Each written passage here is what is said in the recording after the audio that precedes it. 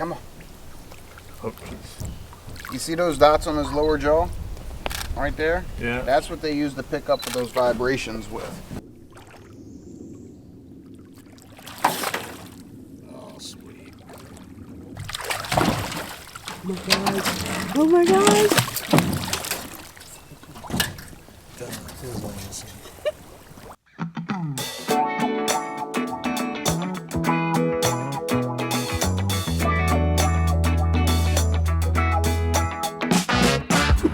Check out the airboats. All right, so we're about to go on the Swamp Adventures. That's the name of this place. That's the boat we're going on. And this is gonna be awesome. So here we go, you ready? I'm ready, let's do this. Let's do it.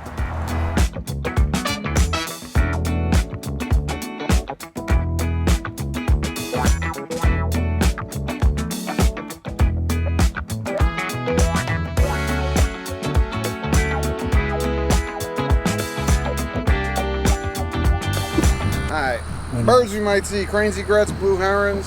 Still got a few bald eagles out there, possible to see those. Turtles on logs. Unfortunately, I've been seeing quite a few snakes. I'll point them out from a distance. If we get lucky, white-tailed deer, wild pig. Been seeing a lot of deer. But keep in mind, everything is wild. Sometimes we see them, sometimes we don't. These boats, very loud. Hearing protection on the side of y'all seats. I do recommend y'all wear that while we're underway. Just keep your eyes open for that. And if you want to see the deer, on the edges of the wood lines. A lot of times you got to catch them as we go by, because as soon as I shut down, they'll take off. But other than that, y'all sit back and enjoy the ride. Off we go. You ready? You ready? It's gonna be fun.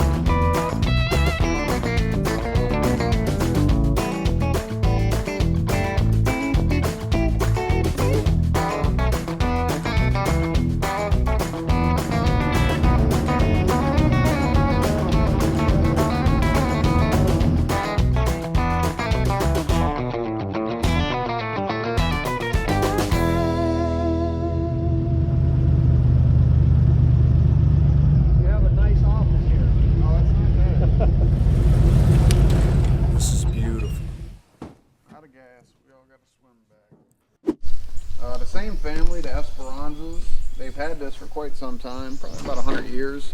The tract that they own is extremely large. It's almost 50,000 acres. Now, a lot of this, all original cypress swamp, still is today. They did transform a lot over to sugarcane farming, which they still do, but most of this swamp out here is leased out to about 7 different hunting clubs. They do a lot of white-tailed deer, a lot of wild pig, and a little bit of waterfowl hunting as well. Now, being that this is a freshwater cypress swamp, all these stumps that randomly stick up throughout here, that is the roots for all these cypress trees. They call that a cypress knee.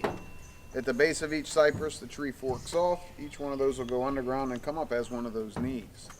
Now, a lot of the first settlers down here would actually harvest those off. They use them to make tools, furniture, weapons, not realizing that's how the tree breathes. You cut those off, it will kill them. When the big trees, probably 3 to 4 times the width of that, would fall over, they would hollow them out, make what we call pirogues. All that is a flat bottom canoe. That's what they use to travel to these backwaters, bayou swamps, and even go up and down the Mississippi River in them. Now, this swamp, not impacted by the Mississippi River, it's levied off. But from where we sit, for them to get to New Orleans by pirogue in the river, 2 days going down. Once they reach the city, turn around to come north, 12 to 14 days. That's how strong the current is. Well before motors, though, they were, I guess I'm lazy. I just does not sound like fun to me. I'd much rather hit the gas pedal. Now, all this area we're in today too, this is fresh water, but it is tidally affected. From where we sit right here, you could go all the way into the Gulf of Mexico by boat. It'd probably take us about 8 hours. I'd probably have to refuel 6 times, but we could do it. Now, since this has no impact from any river, a lot of people wonder where the water comes from. A lot of it's runoff from the cane fields, but the main source is a lake 4 miles south of here called Lake des Almonds. If you ran straight down this canal, that dumps you into the lake. Lakes here in Louisiana, not like lakes up north, none of them landlocked. They all have bayous that connect them. So Lake des Almonds to the south and the Lake Salvador, south side of it, water turns brackish. Mixture of the fresh water mixes with the Gulf.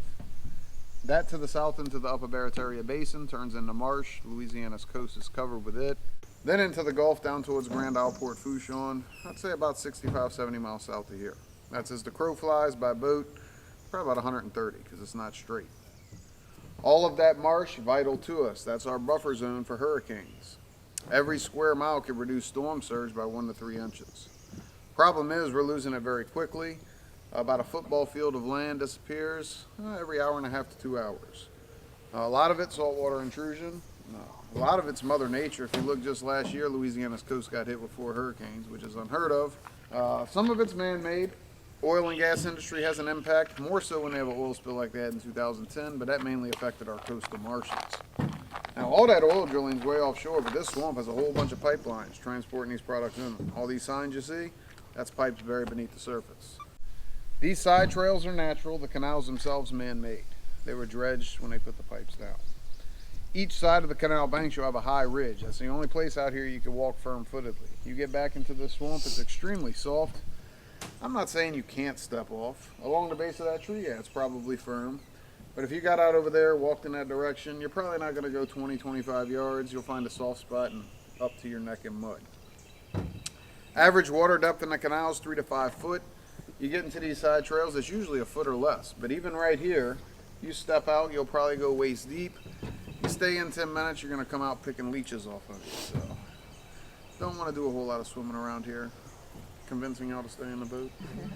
Now, one of the main species they hunt out here, white-tailed deer. Believe it or not, there's a lot of them in this swamp. Not very large. Second, wild pigs. We're having a serious problem with the feral hogs. Very destructive, and once the pigs establish, you really can't control them.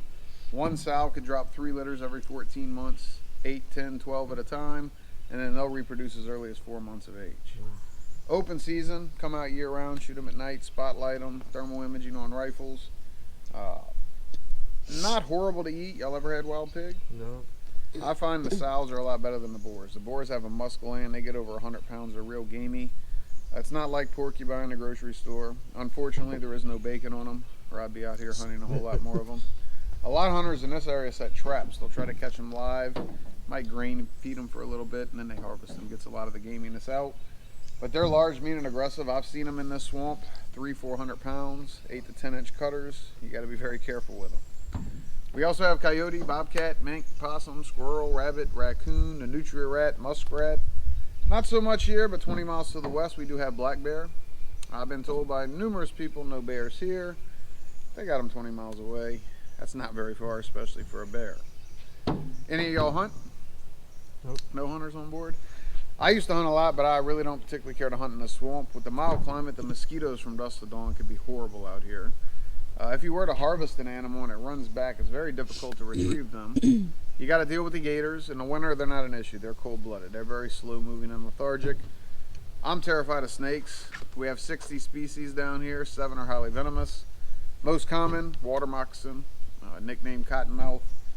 They are very aggressive, but they will put off a musty odor. If you know what you're smelling for, you can usually smell them well before you see them. But once it gets nice and warm, I see them a lot on the grass lines. In the summertime, I've actually seen them way up in trees. They coil up, open their mouths, looks like a cotton ball.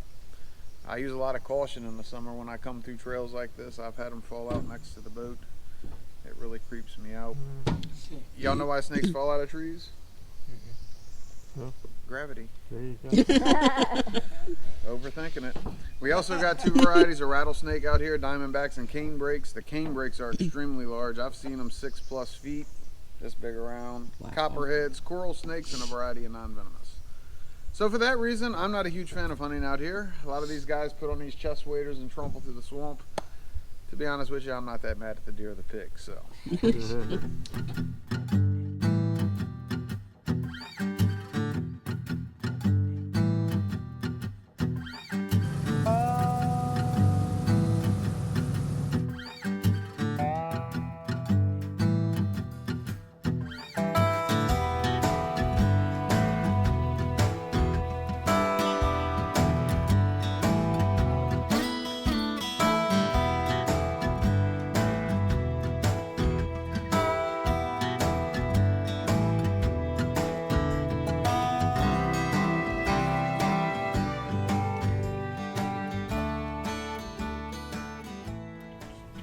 You don't want to get bit by any of them. They can carry a lot of bacteria in their mouth, so if it breaks your skin, very bad infection. They're not very intelligent animals either. Their brains very, very small, but they're quite instinctive. Lifespan in the wild 50 to 55 years, in captivity almost 80. I got a bunch of them. There's about 20 out here I know by name. They know these boats, they know our voices. When I stop, they'll come up.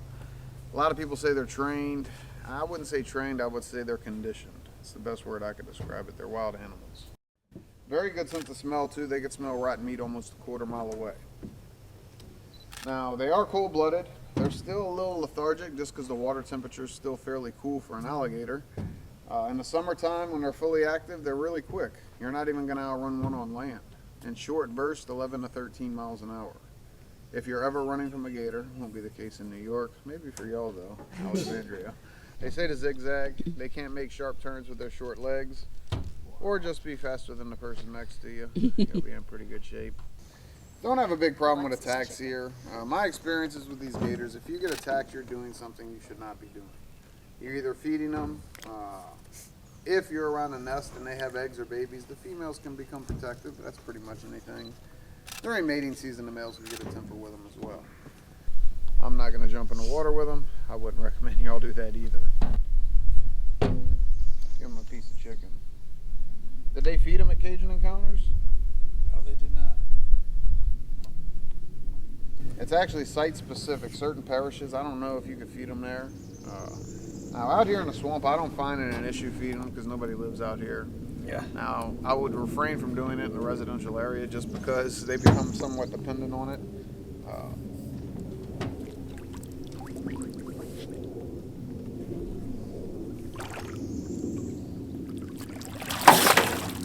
Oh, sweet. Gone.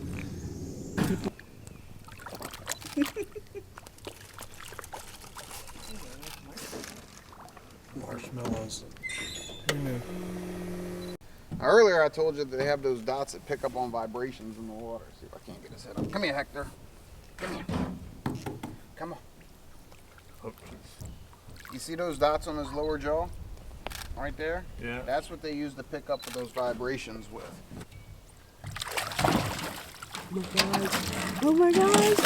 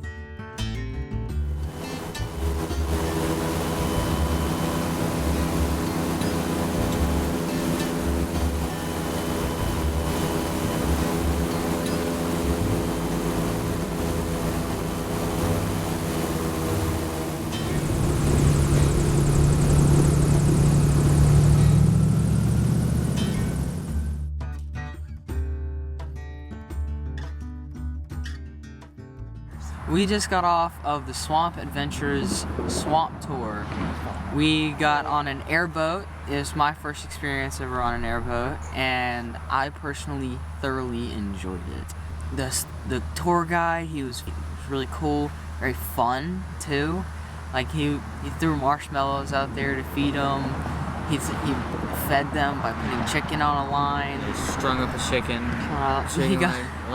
He got some of the big gators. What was the name? Henry? I think it was Henry. Henry on top of. He got him on the boat to feed him. Like, he was really close. He also like picked the gator up by the bottom of its mouth to show us how it's got dots that can sense movement in the water. It was really cool, a lot of fun, and I would recommend. If I was to review this, I'd have to give it another 10 out of 10. That was a lot of fun. I am very easy to please. Mine was a 9 out of 10. Your turn to speak. It was great. I enjoyed it. It was all about the same. It was nice to see a lot of great sights. It was nice to see the mirror-like water of the bayou while you're barreling down the water. I enjoyed that. We also saw a bald eagle, gators, turtles. There was a We cat saw Snakes. a snake. One snake. Yeah, what's an like? What is that? A crane bird? Egret. We saw an egret. And we saw a lot of things: big gators, small gators, baby gators. We didn't see any deer. He said he thinks it's because there's a lot of fishermen. You saw one? I think I saw one. I was looking, didn't see any. I was looking for pigs too. Didn't see any pigs. We saw the cage where they catch pigs, but overall, a lot of fun. So the name of this company is Swamp Adventures. I'm going to put a link down in the description to their company. So definitely check them out if you're in the area. Consider booking a tour with them because they did a fantastic job. Yeah, and I think it lasted about an hour. Let's see, what time is it? Almost 2 hours. Yeah, so it lasted almost 2 hours. Wow, time flies when you're having fun. Right. That was a nice long tour, so you definitely get your money's worth too. Yeah, we saw a lot of alligators. Yes. So if you're wondering, well, do you actually see alligators? Yeah, you do. And right now it's just early April. Today's actually Easter. Yep. As it gets warmer, you may even see more. But yeah, there was tons of alligators. So just between the amount of alligators and wildlife that we saw, the airboat ride itself just hauling butt down the bayou with all the trees echoing over in the Spanish moss. It was just a really fun but relaxing experience Yeah, too. it was. And these airboats are small groups, so there was only 6 of us total on the boat. Absolutely 1000% recommend doing this. You will enjoy it. Yeah. No This doubt was a about great it. time. Great time.